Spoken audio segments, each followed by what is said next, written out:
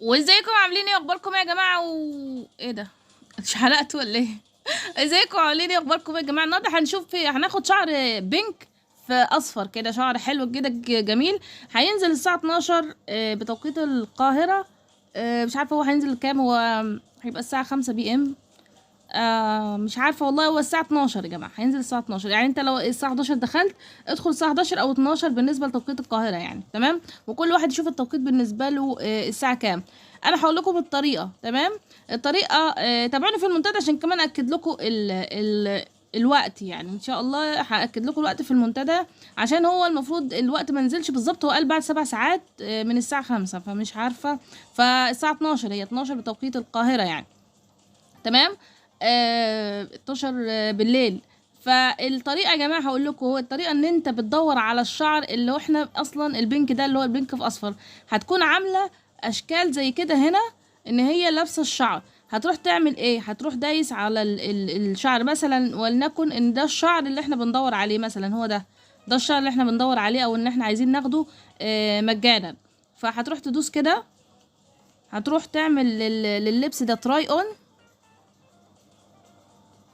تمام، اوكي. عملت تراي اون. بعد ما تعمل تراي اون، شايفين علامه اللي في الجنب كده اللي هي عليها النجمه دي؟ هتروح دايس عليها، هتروح تعمل اد فيفور. هتعمل كلمه فيفور. هتعمل كده ل25 شكل شعر مختلف. خلي بالك ان هي ممكن بتكرر نفس الشكل، بس بتغير حاجه بسيطه كده في الاوتفيت.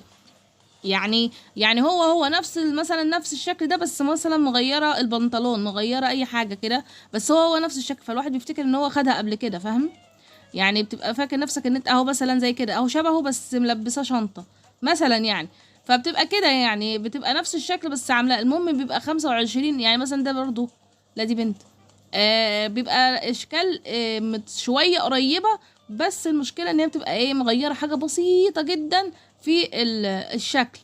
فخلي بالك من الحته دي. عايزه تجمع 25 اوتفيت مختلف للشعر، تمام. يبقى لازم يكون اوتفيت مختلف، مش يبقى كلهم زي بعض، تمام. يبقى كلهم ايه، مختلفين عن بعض، تمام. يعني انا مثلا لو دي خدتها اعمل لها تراي اون، وكانت انا خدتها قبل كده، مش هتتحسب لي. هيجي لك في الجنب علامه ان انت بيتحسب لك الحاجه. مثلا عملتها دي فيفور اهي، بصوا.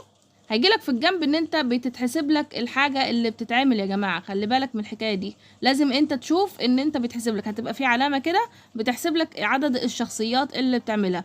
نصيحه يا جماعه، ادخلوا سيرفرات خاصه، ما تدخلوش سيرفر عام. يعني حاولوا بقدر الامكان تدخلوا سيرفر خاص ان انتوا تجمعوا الشعر. وبكده يا جماعه ينتهي الفيديو بتاعنا. يا رب يكون عجبكم. ما تنسوناش بلايكاتكم واشتراكاتكم الجميله عشان يوصلكم الجديد، ولينك اللعبه هيكون في الوصف. يلا لكم سلام.